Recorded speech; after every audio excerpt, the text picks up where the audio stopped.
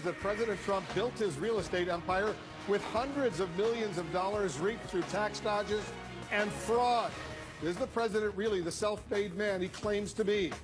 Supreme violations. President Trump and members of Congress say if Supreme Court nominee Brett Kavanaugh lied to lawmakers, it could be a deal breaker. What will the FBI investigation reveal?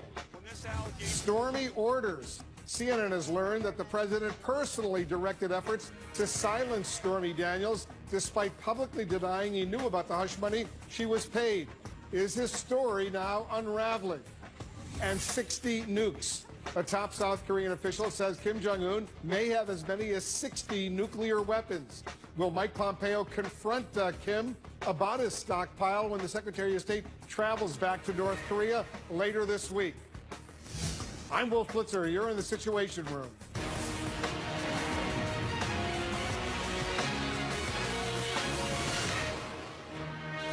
This is CNN Breaking News. We're following breaking news. A New York Times report just out that says that despite portraying himself as self-made, President Trump used tax dodges and fraud during the 1990s to grow the fortune he got from his parents.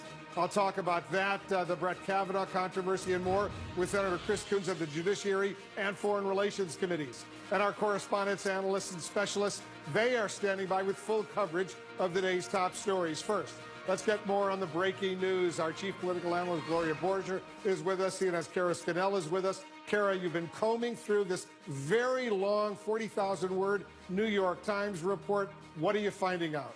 Well, Wolf, the New York Times just posted this story, which they said that they had talked to many people who had worked with the Trump organization, Donald Trump's father, Fred Trump. And through this very extensive investigation, they found that Trump participated in dubious tax schemes in the 1990s that they said included allegations of outright fraud. That's New York Times alleging that, that they had found that the actions had, in effect, that Trump, by participating in these schemes, had greatly increased his fortune, and that Trump had helped his parents set up sham companies to disguise millions of dollars in gifts that he had received. Now, the New York Times is also reporting that at one point, one of these allegations is that the Trump's parents had transferred to Donald Trump and his siblings $1 billion, but in fact, the Trump family had only paid $52 million in taxes when the tax bill could have been $500 million. Wolf. There is a statement from a lawyer representing the president. What is that statement? That's right. So the president's attorney, Charles Harder, has said that the New York Times allegations of fraud and tax evasion are 100% false and highly defamatory. He said that there is no fraud or tax evasion by anyone and that the allegations are extremely inaccurate. He also said that the Trump had virtually no involvement whatsoever with these matters, that the family relied on experts such as accountants to help them with this. The New York Times, these investigative reporters, they say they've been working on this story for more than a year and a half, and there's some suggestion in the article that this may explain why the president has repeatedly refused to release his tax returns, as all presidents have done going back to Gerald Ford. Well, this investigation surely reveals a lot of information that Donald Trump has never once acknowledged. I mean, he has said he's a self-made man. He often tells the story that his father had given him $1 million loan and that he had turned that into a fortune. And the New York Times investigation says that Trump's father had actually stepped in to bail him out many times over the years when his companies got into trouble, especially some of those casinos, and that Trump's father actually lent him about $60 million, not the $1 million that Trump often repeatedly says. So all of this came out, the New York Times is saying, because they had seen tax returns of 200 companies, that's including his father's, other shell companies that were related to this and other companies, as well as interviews with people. So this was an extensive investigation that the Times has worked on and which has revealed a lot of financial information that we've essentially been in the dark about because the president hasn't released his tax returns and frankly won't answer many questions about them or how he made his money. You know, Gloria is with us as well. Gloria, let me read a couple sentences from this article. The Times investigation, based on a vast trove of confidential tax returns and financial records, reveals that Mr. Trump received the equivalent today of at least $413 million from his father's real estate empire, starting when he was a toddler and continuing to this day. In fact, the article adds, by age 3, Mr. Trump was earning $200,000 a year in today's dollars from his father's empire. Now, this totally contradicts the story he has often told over these many decades that maybe his father lent him $1 million to get started. He repaid his father with interest. This article paints a totally different picture. No, it's a completely different picture. It's not the self-made billionaire. But beyond that, what this stunning investigation by the Times does is it shows that this was tax evasion, if the New York Times is right. And, you know, Mr. Harder is disputing that. But this is not exploiting legal loopholes in the tax code for the wealthy, which we know there are. But this is doing something that was apparently illegal, Wolf. And we're not, you know, I don't know if there could still be civil penalties that Trump could suffer or be charged under as a result of this. But you know, the extent of this is kind of stunning. And the question is, and I don't know whether his tax returns would actually have shown this, but what this story shows is that this was done with Mr. Trump's knowledge, the president's knowledge, and that his father was doing everything he could to funnel money to Donald Trump Jr. without paying any taxes on it. And lots of people would like to do that, but they can't because there is a tax code that people abide by. So this just outlines the ways and the inventive ways, I would have to say, in which the elder Mr. Trump tried to protect his son and funnel money. Yeah, in their lead, they say the tax schemes, dubious tax schemes that Donald Trump used, including instances of outright fraud. Right. Outright fraud is clearly a crime. It is. And look, there are small examples of this that we've known over the years, like when Donald Trump's casino was failing in Atlantic City, we knew that his father deposited $3.5 million worth of chips in the casino to try and kind of prop it up and left them there and didn't place any bets. But that's small potatoes compared to what's outlined in this piece. Let me read another sentence from the article. The president's parents, Fred and Mary Trump, transferred well over $1 billion in wealth to their children, which could have produced a tax bill of at least $550 million under the 55% tax rate then imposed on gifts and inheritances. The Trumps paid a total of $52.2 million, or about 5%.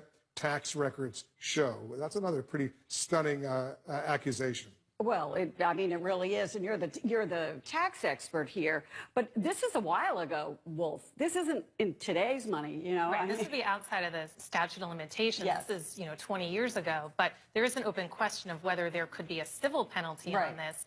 Especially since this is just coming to light now, because the Times says that, the example you just gave is one of a pattern of deceptive practices. And the question is, how much insight could the IRS have even had into this if they were shell companies, if there, were layers here to kind of distance this and get around these gift laws in particular. And the Times says it documented 295 distinct streams of revenue that Fred Trump created over 50 years to channel wealth to his son. So you have almost 300 ways of getting this money to Donald Trump Jr. And Kara, this would be the allegations in this article is, as I say, one reason why the president repeatedly has refused to release his tax returns, because if he were to release his tax returns, and the New York Times said they got thousands and thousands of pages of information, not his tax returns, they didn't get that, but if they were to have access to his tax returns, it would be very, very bad for the president. It would be a lot harder for him to say that, they've got it wrong or that it's not true if you could put his tax returns side by side to some of these other returns.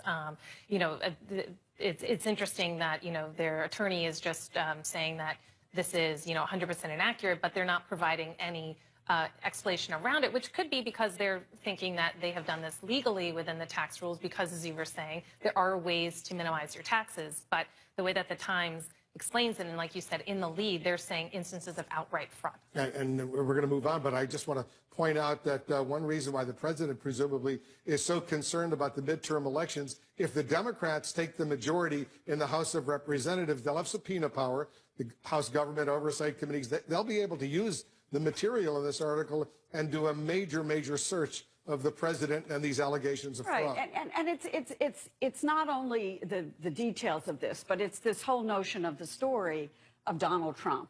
And, you know, this piece says that Donald Trump owed his father, for example, in the late 80s, $11 million. And the way they got around him having to sort of pay it back was that Fred Trump, you know, spent over $15 million to buy a stake in Trump Palace. And that, so there was all these kind of machinations going on. And I guess the IRS just wasn't onto it at a certain point, and now maybe they will be. And the president's lawyer, once again, flatly denying all of this. I want to bring in our senior White House correspondent, Jeff Zeleny. He's in Mississippi, where the president will be attending another political rally later tonight. So what is the White House saying about this New York Times bombshell report? Wolf, good evening. As of now, the White House is not saying anything about this report. Of course, they have known the New York Times has been working on this for a very long time.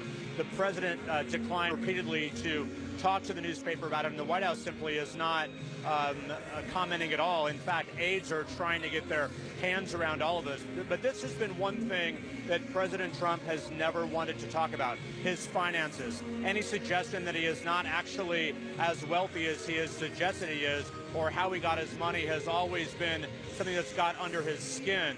But again, it is his tax returns that he has never wanted to release. So we will see if he talks about that tonight at this rally in Mississippi. But this all comes on a day when he's expressing optimism and frustration at the Supreme Court battle that he says is rallying Republicans 5 weeks today before the midterm elections. Nothing but the truth, so help you God. I do.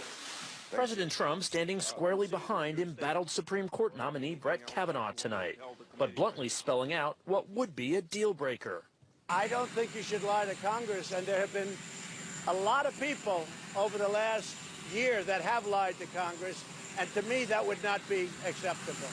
The president expressing optimism about Kavanaugh's confirmation, but also making clear he's leaving his options open until the FBI finishes its investigation. I have to say that I really think that Judge Kavanaugh is going to be accepted and voted on, and positively voted on, but we're going to have to see what the FBI says. They'll come back with a report. With just 35 days to go before the midterm elections, the president visiting Philadelphia today. On his way to the second campaign rally of the week, this time in Mississippi, on the heels of a stop last night in Tennessee. We're just 5 weeks from one of the most important congressional elections of our lifetime. The Supreme Court fight is now a central issue in the battle for control of Congress, which Republicans say is bringing their party together, a rare sign of unity against tough political headwinds leading into November. They are so in favor of Judge Kavanaugh. You've never seen anything like it. I actually think it's like a rallying cry for the Republicans. They are so in favor of Judge Kavanaugh. I demanded a hearing. As Democrats and some Republicans increasingly question the tone and demeanor Kavanaugh displayed last week at the Senate Judiciary Committee. The interaction with the members was sharp and partisan, and that concerns me. And I tell myself, you give a little leeway because of what he's been through. But on the other hand, we can't have this on the court. We simply can't. The president today defended the judge's defiance. He's fighting very hard for his reputation, for his family. I thought what happened was really tough. It was tough stuff. He's never gone through anything like this. I think he did very well. But privately, CNN has learned the president's view of Kavanaugh has been complicated by stories of excessive drinking. I liked beer. I still like beer. The president, whose brother died of complications from alcoholism, insisted today it didn't change his support of Kavanaugh. Well, I don't drink. I've never had a drink. I don't drink beer. I've never had a beer. And I'm not saying good or bad. Some people like it. I just chose not to do that for a lot of reasons. So I don't see anything wrong. The president again today had nothing to say about women who have come forward with stories of their own sexual assaults. Instead, he had this message for young men. It's a very scary time for young men in America when you can be guilty of something that you may not be guilty of. This is a very difficult time. Now the president flying here to Mississippi from an earlier stop in Philadelphia.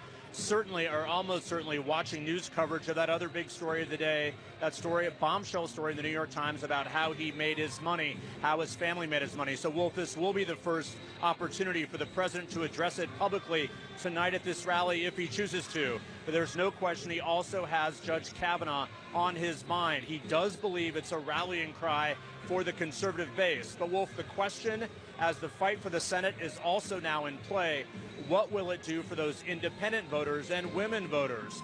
We are now just exactly 5 weeks before the midterm elections. Wolf? Good point. Jeff Zeleny in South Haven, Mississippi, where the president will be speaking at a political rally later tonight. There's also breaking news in the FBI investigation of Judge Brett Kavanaugh. Our congressional correspondent, Sunlen Serfati, has that part of the story for us. She's up on Capitol Hill. Sunlen, so Professor Ford's lawyers have now written, I take it, directly to the head of the FBI, Christopher Wray, complaining that their client hasn't been interviewed yet. Is that right? That's right, Wolf, as Capitol Hill really waits on bated breath tonight for the results of this FBI investigation. The news is indeed that as of right now, Christine Blasey Ford's team says that they have not been contacted by the FBI in this supplemental investigation that's taking place. They wrote this in a letter directly to the FBI Director Chris Wray and the FBI General Counsel. And in that letter, they say that they have sent multiple emails, multiple calls, multiple letters to cooperate with their investigation, but no communication from the FBI yet. In this letter, they write in part, "It is inconceivable that the FBI can conduct a thorough investigation of Dr. Ford's allegations without interviewing her, Judge Kavanaugh, or the witnesses we have identified in our letters to you." And they certainly request a call with the FBI for more information. But again, up here on Capitol Hill, everyone is certainly bracing for the results of this investigation, which in large part holds the fate of Brett Kavanaugh in its hand. And certainly this element of the investigation, the fact that Christine Blasey Ford has not yet been contacted, is certainly something that many Democratic senators up here want. Earlier this week, a group of nearly all Democratic senators on the Senate Judiciary Committee wrote letters requesting that a long list, 24 witnesses, turn over information and potentially be identified as potential informants of this FBI investigation. And so it certainly underscores how the size and the scope of the FBI investigation is so important at this late hour. Wolf? All right, Sunlen, thank you. Sunlen Serfati up on Capitol Hill. Let's get some more on all of these dramatic developments. Democratic Senator Chris Coons of Delaware is joining us. He's a key member of the Judiciary Committee. Senator, thanks so much for joining us. Thank you, Wolf. Great to be on with you again. All right, we're going to get to the Kavanaugh nomination just in a few moments, but I immediately need to get your reaction to this really blockbuster bombshell report in the New York Times, which details a series of schemes that Donald Trump allegedly used to avoid paying federal income taxes, state income taxes, on the fortune that he inherited from his mother and father. The New York Times says some of those schemes amount to what the New York Times calls outright fraud. I know you haven't had a chance to read all 40,000 words. It's a very, very long article. They've been working on it for a year and a half, but you know the headlines. What do you make of the report? Wolf, I've read the first few pages of the story, and it certainly is striking. First, in the ways that it pushes back very forcefully against the president's own narrative of himself as a self-made man who received at most $1 million in loans that he had to pay back from his father. This article instead suggests documents that he received something like $413 million in today's dollars in value inherited from his father. That's a significant fortune. And then second, it goes through ways in which the president avoided paying taxes, tax avoidance efforts or schemes that may come up against the line of fraud or cross over it. As you mentioned in the introduction, the president denies all of these allegations and says this was done by tax professionals. But this may be one important insight into why he is the first president in modern times to not release his tax returns and has so far refused to do so even into halfway through his term as president. Yeah, I've gone through this article. I printed it out. It's about 45 pages right here. It's very long, very detailed, very complex. But as you know, a lot of this happened long before Donald Trump ran for president of the United States. Is this something, the allegations in this article, is this something that the Congress, the House, the Senate needs to look into? The House may well take that up. As you know, in the minority here in the Senate, we're unable to get the issuance of subpoenas. We've been unable to compel the disclosure of the president's taxes. So that really would be dependent upon the outcome of the elections in 5 weeks. Yeah, if the House, if the Democrats take the majority, That's right. then they'll have subpoena power. They can subpoena whatever they want. By the way, if the Democrats take the majority in the Senate, you guys there will be able to do the same thing. Let's see what happens in the elections. I want to move on to the controversy, and it's growing, surrounding the confirmation vote for Judge Brett Kavanaugh. Lawyers for Christine Blasey Ford, the professor, they've sent a letter to the FBI Director Christopher Wray. They're outraged, as you just heard, that she hasn't yet been interviewed as part of this supplemental probe. Do you think the FBI can produce a credible report without formally sitting down with her? Well, Wolf, I published a public editorial today laying out what I think are the key elements of a credible investigation. I've conveyed those concerns several days ago privately to colleagues, to the White House, but I thought it was important I lay them out today. An element there is the interview of all the relevant witnesses who can speak to the allegations that Dr. Ford brought forward. Obviously, I had assumed Dr. Ford would be on that list of individuals who would be questioned. Although there are many senators who are lawyers on the Senate Judiciary Committee, the questioning that we did last Thursday certainly isn't the same thing as a professional investigation, inquiry, or questioning session with the FBI. So it was my expectation both Judge Kavanaugh and Dr. Ford would be questioned by the FBI, and then they would pursue any leads or any new information or witnesses that came out of that questioning. I also think, Wolf, that there are obvious documents for the FBI to be using in their week-long investigation. For example, Judge Kavanaugh's calendar, which he presented to the committee and said, here, this proves I could not have been engaged in the sorts of actions that Dr. Ford suggests. There's a number of individuals and dates that I think would be relevant to the investigation from that calendar. So it's my hope that given President Trump's recent statements that the FBI is free to pursue whatever leads they think are appropriate in their professional judgment, that there are many FBI agents pursuing parallel investigations this week, and I am very much looking forward to seeing their work product on Friday. Yeah, we just showed a graphic of that calendar. As you know, the Republican leader, the majority leader, Mitch McConnell, insists that the FBI report will not be used to delay a vote on Judge Kavanaugh. How much time do you think the senators need to read and consider this final FBI report once it's officially released to the Senate? Well, I think we should have access to the work product, to the investigatory summaries of FBI agents, as well as a final report, not just a brief or redacted summary. And it could take several hours for senators to review that material. I would think most senators would want much of a day to reach a conclusion based on what's in that material. It certainly would make sense to have all senators briefed at the same time so that we're all aware of what's available and we're all able to process it at the same time. Many witnesses who are trying to connect with the FBI, like Dr. Ford, have come forward and said they're having difficulty finding the right contact to be questioned by the FBI. And I'm concerned that that's going to end up being an issue we'll spend a lot of time on here in the next day or two. Your friend, Senator Jeff Flake, a Republican, was clearly very instrumental in arranging for this supplemental FBI investigation. You've seen him throughout this entire process. You guys are close. Has his thinking evolved over the last few days?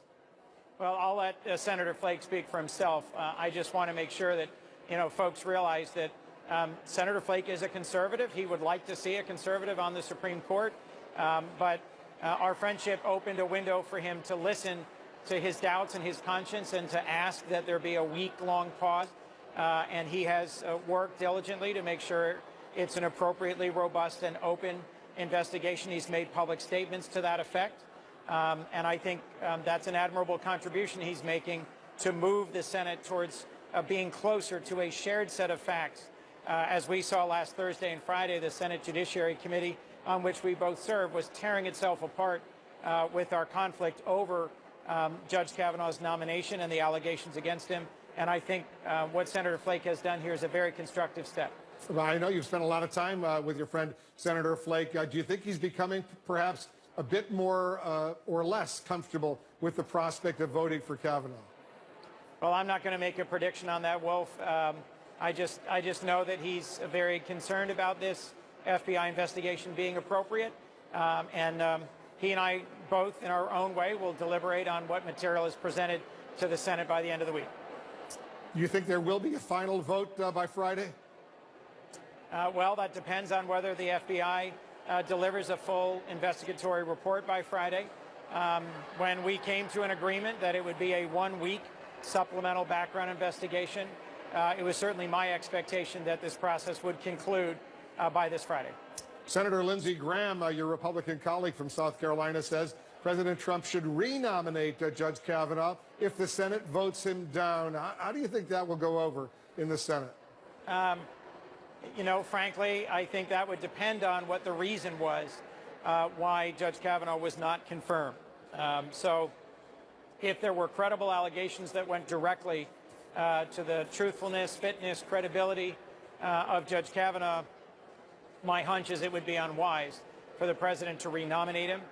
If for some reason that's not the case, he is withdrawn or withdraws himself for reasons unrelated to that, then I don't know why the president would renominate him. But what Senator Graham is pointing to is that he thinks this will be a fighting issue in upcoming elections now 5 weeks away.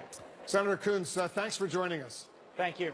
All right, there's breaking news we're following. We're in much more on the New York Times report alleging that President Trump used what the New York Times calls dubious tax schemes and outright fraud to build his fortune.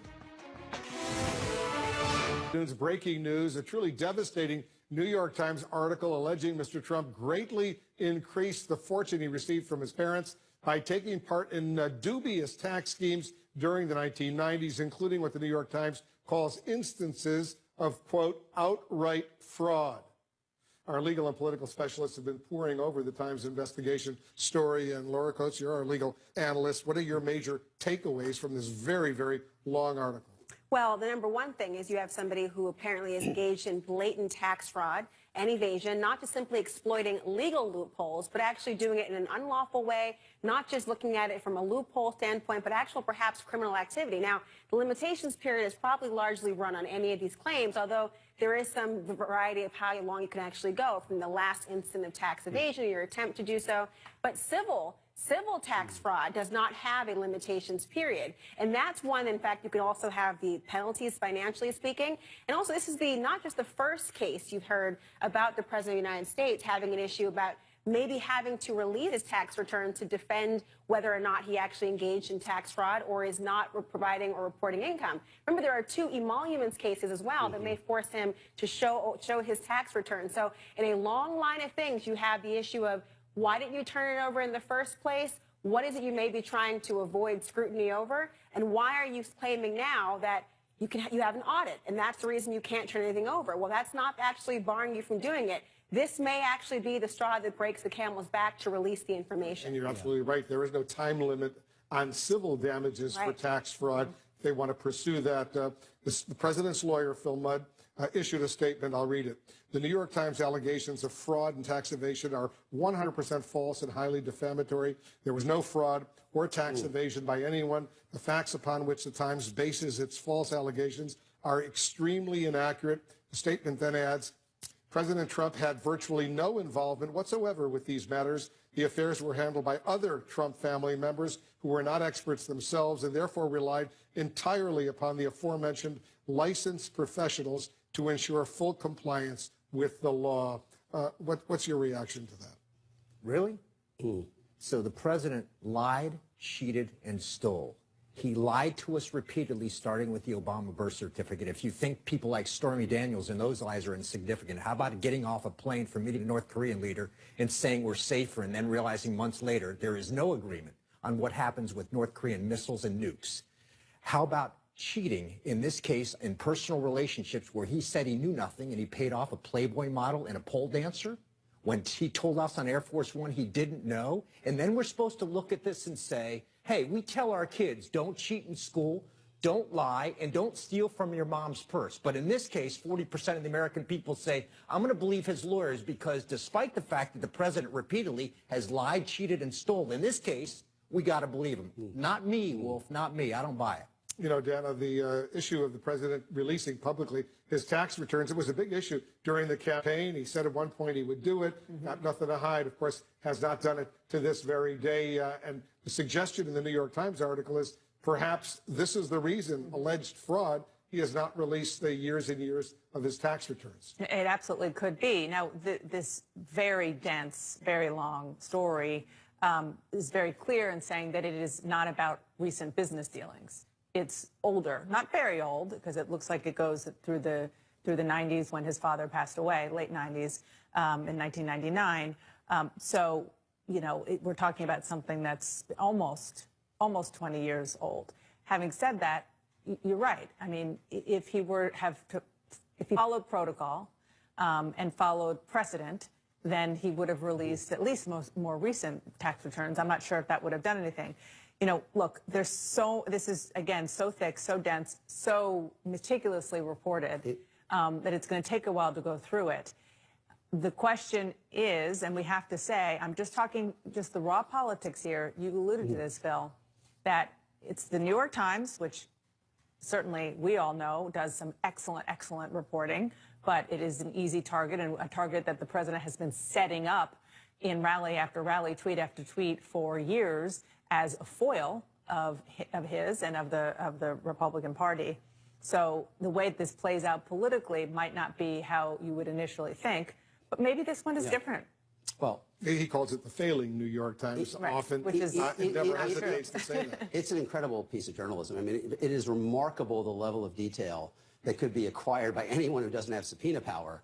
The detail that goes through here. And by the way, someone with subpoena power has already suggested this afternoon. New York State has indicated just since the publication that they want to look into all of this. I mean, the detail in here is really revealing. And I mean, if you look at, for example, I think the biggest episode they're discussing is when the father's assets had to be transferred to the children. And they talk about, in great specificity, two distinct schemes that were used to devalue those assets and thus minimize the potential estate tax. One was to create a sham company and pay it inflated billing as a way of kind of buying down the assets and transferring the money to the kids that way. And even more explosively, they argue there was systematically fraudulent or at least highly misleading appraisals done of all the properties to vastly undervalue them relative to other properties being sold literally blocks away as a way of lowering the valuation that would be taxed. And this went on over an extended period of time. This was not like kind of a one-shot deal. This was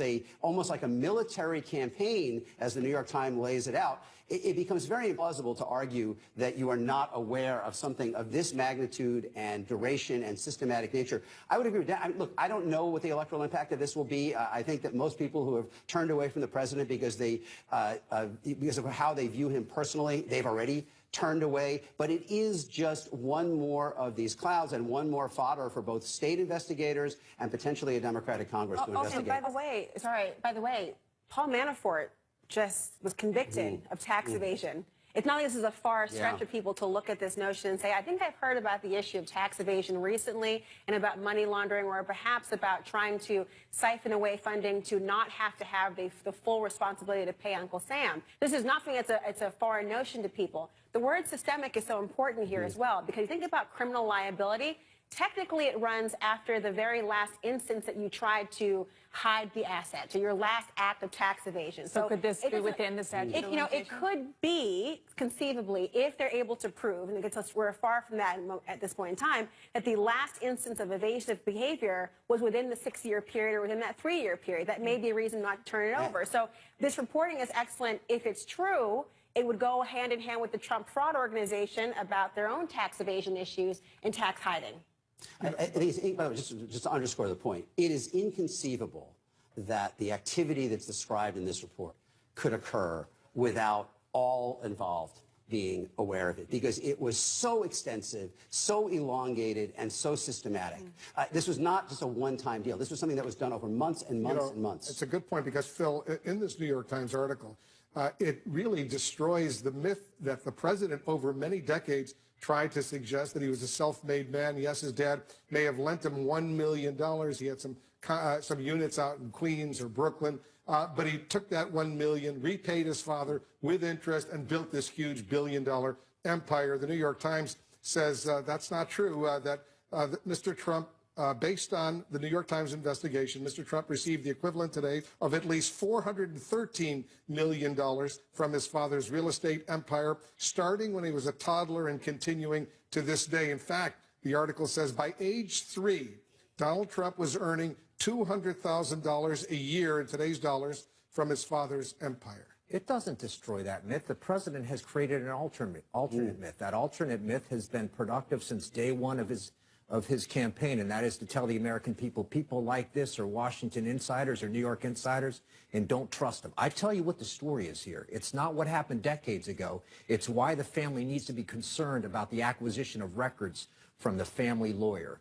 The tone that's set here and the tactics that are used to raise money. If you want to tell me that those weren't the same tactics that might have been used when Michael Cohen was dealing with real estate money coming in from Russia, I'm going to say that the fish rots from the head. And this tells me that decades ago that happened. And I suspect the documents that a man that we've forgotten, that the Mueller team are looking at about more recent events reflect the same sort of activity. And Dana, you correctly point out the president, I'm sure, will just rail against what he calls the failing New York Times. But there will be political fallout, especially if the Democrats take the majority in the House. Right. But also remember, this whole story hits on a few of the president's most sensitive nerves.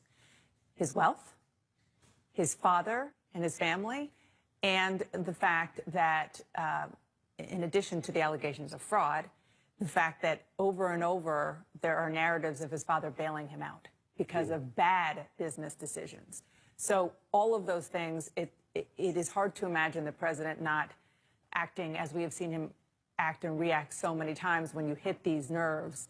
And it is going to be very interesting to see when he gives his next rally how much he seizes on that. He's about to attend a political rally. Never mind when he picks up his phone. In Mississippi, we'll see how he reacts. We'll stand by for that. Everybody stick around. We're going to continue to follow the story. We're also following new developments in the Stormy Daniels saga. CNN has learned the president himself was directly involved in efforts earlier this year to silence the porn star. Stand by. We have new details. And later, an alarming new estimate about how many nuclear weapons Kim Jong-un may possess. Will a new visit by the Secretary of State, Mike Pompeo, later this week convince the young dictator to destroy any of them? The all-new Lexus ES is stolen. We confess we stole everything we could. We're going to stay on top of the breaking news. The New York Times blockbuster article detailing what the newspaper calls dubious tax schemes and outright fraud to build the president's business empire. There's also new information tonight in the Stormy Daniels saga. CNN has learned that President Trump was directly involved in efforts to silence the porn star, despite later publicly denying any knowledge of the hush money she was paid. Let's go to our national correspondent, Athena Jones. She's working the story for us in New York. Athena, the president's story regarding Stormy Daniels, it continues to unravel. Hi, Wolf. That's right. The plot is thickening here. We've talked a lot about what President Trump knew about the hush agreement with Stormy Daniels and when he knew it. Now we're learning that despite those repeated denials, Trump not only knew about the October 2016 payment, earlier this year he pressed his then lawyer Michael Cohen to enforce the hush agreement. We've also learned that his son Eric Trump and a lawyer for the Trump Organization were involved. Tonight, a source with direct knowledge tells CNN President Trump personally directed an effort to keep porn star Stormy Daniels quiet about a sexual encounter she says she had with him in 2006. In February, the president called his now former personal attorney, Michael Cohen, and instructed him to seek a restraining order against Daniels through a confidential arbitration proceeding in California. Hi, everyone. This after learning she was considering talking to the media, despite the $130,000 hush agreement she reached with Cohen weeks before the 2016 presidential election. That means Trump wasn't telling the truth 2 months later in April when he denied knowledge of the payment. Did you know about the $130,000 payment to Stormy Daniels? No. Why did Michael Cohen make it if there was no truth to your allegation? Well, you have to ask Michael Cohen. Michael's an attorney, and you'll have to ask Michael Cohen. Trump has consistently denied any affair with Daniels, who spoke with Anderson Cooper about the alleged encounter in March. And you had sex with him? Yes.